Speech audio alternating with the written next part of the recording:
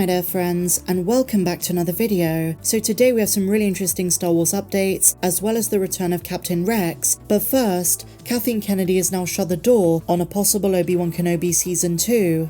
While she hesitates to say she's not going to do anything more with the character, she told Dagobah Dispatch if there are going to be more Kenobi stories, it's not going to be in Season 2 of the show. She reinstates it's a limited series and it's staying as such, saying, quote, "We have no plans for expansion right now." At Star Wars Celebration, she was a bit more cryptic, saying they might do something more in the future, but now, Obi-Wan Kenobi is a one and done. Does that mean the last of Ewan McGregor? Probably not. He might appear in the Ahsoka show as Obi-Wan's Force Ghost, but as far as the Kenobi show goes, it's not good news for fans of that Disney Plus series. But in more positive Star Wars news, Temuera Morrison is returning to the Star Wars universe in the Ahsoka show. This comes to us exclusively from OneTakeNews.com, who say they've heard from multiple sources this is as good as gold. One of the biggest gripes fans had with The Mandalorian Season 3 is we didn't see Boba Fett. Pelimoto mentioned him, and Tem did return to voice the clones in the Order 66 flashback, but he did not play one of his substantial characters. But in the Ahsoka show, that's going to change. This coming August, Tem is back, not as Boba Fett, but as Captain Rex, who is such an important character in Ahsoka's journey. And I will say, there's also a chance he's going to play Wolf, because along with Rex, he survived the events of Star Wars Rebels,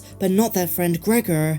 Here is what One Take say. Temuera Morrison will be making a Star Wars return later this year. Multiple sources tell One Take News. Morrison will be returning as the fan favourite Captain Rex, although despite him being alive at this time, they don't know if it's going to be in the present day or in flashbacks. It's also unclear if Morrison is going to be playing any other clones. As I say, he could be playing Wolf or other clones who are still alive at this time, ones we didn't see in Star Wars Rebels. One Take did reach out to Lucasfilm, but they had no comment. They say Rex is a fan favourite character who made his debut in 2008's The Clone Wars movie. He was Anakin Skywalker's first in command, a friend to Ahsoka Tano. At the time of Order 66, Ahsoka removed his chip, and he went on to live many years, surviving the events of Star Wars Rebels, the Siege of Lothal, not to mention the Battle of Endor.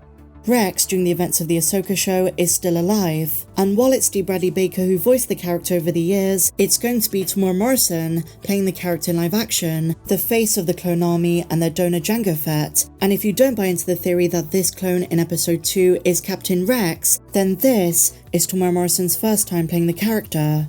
Now here is the most exciting thing. Sources told One Take that Lucasfilm executives were blown away by the series. The early cuts of the Ahsoka show were so good, it was the biggest reason Filoni got a Star Wars movie. They think this is going to be the best live action show they've done. And a few months ago, Making Star Wars said the same. Their sources told them the Ahsoka show is stunning. And in many ways it has to be, not only because Ahsoka is such an important character, but because this is setting up the 2026 Mandoverse film. And then they reiterate the mysterious synopsis. Set after the fall of the Empire, Ahsoka follows the former Jedi Knight as she investigates an emerging threat to a vulnerable galaxy. Now when it comes to Temuera Morrison's involvement in Ahsoka, Rex is the obvious choice. When they say other possible clones too, Wolf comes to mind as well, but what about Commander Cody and Echo? I'd love if they were there, but it seems very unlikely given some of the things Rex mentioned in Star Wars Rebels about once trying to take on the Empire. I feel as though both these clones are dead by this point. If they were still alive in Star Wars Rebels, they would have been on Sealos with Rex, Gregor and Wolf, but they weren't, and now it's just Wolf and Rex. I would love for more surprise clones. And so now, my dear friends, Mark Hamill has commented on recasting Luke Skywalker. What's in store for the future of Luke? Are they going to use him in the Ahsoka show? Is he going to be in the Rey movie as a Force Ghost? What is in the cards for the original hero of the Star Wars universe? Well, amid fan speculation about Luke's future, Mark Hamill shared his thoughts, as well as his own opinion on being recast. In a segment with Esquire, Mark Hamill revealed why he returned to Mando, and if there's more Luke in store in the galaxy far, far away. And it's not hopeful, and here's the quote. People say, "Oh, now you're looking to do a whole series of Luke, post-Return of the Jedi." I say, I don't think so. First of all, they don't need to tell those stories, but if they do, they could get an age-appropriate actor. Now it's so interesting to hear him say, they don't need to tell those stories in between Return of the Jedi and The Force Awakens. But many fans want to see Heir to the Empire Luke, they want to see Legends Luke, and that for so many is what Dave Filoni's film promises, although as I said, it's going to be an adaptation based on the Mandoverse characters, so not too much of Luke. But I definitely agree with Mark when he says they should get an age-appropriate actor.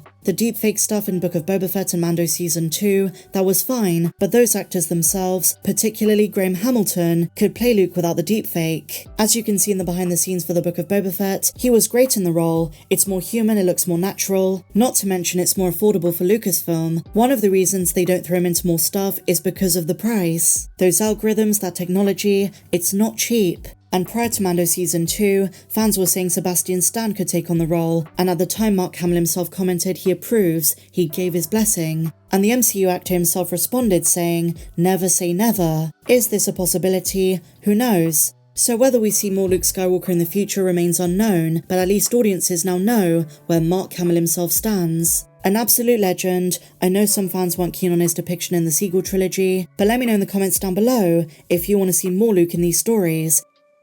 In other Star Wars news, Genevieve O'Reilly, Mon Mothma herself, from the Disney Plus series Andor, revealed the most exciting change that the upcoming second season is going to implement next year. Tony Gilroy's big streaming series was a surprise hit for Lucasfilm, with both fans and critics raving about its quality. In fact, out of most projects in recent years, Andor seemed to garner the strongest reaction. Last summer, ahead of the first season, they revealed the freshman run was going to be told over the course of a year, and season 2 was going to span the 4 remaining years before Rogue One. And it turns out there is one cast member, Genevieve O'Reilly, who is very pumped about the possibilities those time jumps can bring.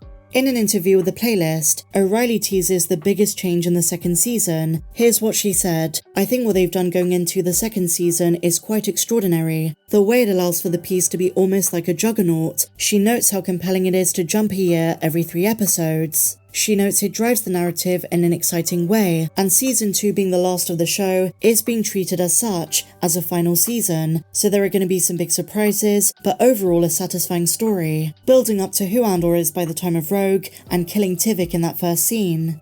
Genevieve O'Reilly also speaks about the experience of working on set, noting that in the mornings getting your lines right is really difficult, but sometimes you just have to go for it. And finally, here's her reflections on season 2. "This season it's just been a bit different, we just haven't had the time. Of course it's all been written, but it wasn't the same. Tony Gilroy is a great collaborator and he's really interesting in chatting. He would ring and we would chat through bits, various scenes, different dialogue, and he's such an ear for words and for people and for connection, communication, that when you get the script and you see what he's created, it's all there. There's nothing to do after that. It's quite a unique experience to get scripts that are so beautifully written and that hold such a breadth of story. And bear in mind, the Andor series might be delayed. The writer's strikes really affected everything, and the writing process never really ends. Tony Gilroy is not working on it anymore, but it's probably going to resume at some stage over the upcoming months. So share your thoughts on this and everything we spoke about in the comments down below. If you enjoyed this video, please be sure to give me a big fat thumbs up, subscribe if you're new, and I'll see you in the next one. May the Force be with you always.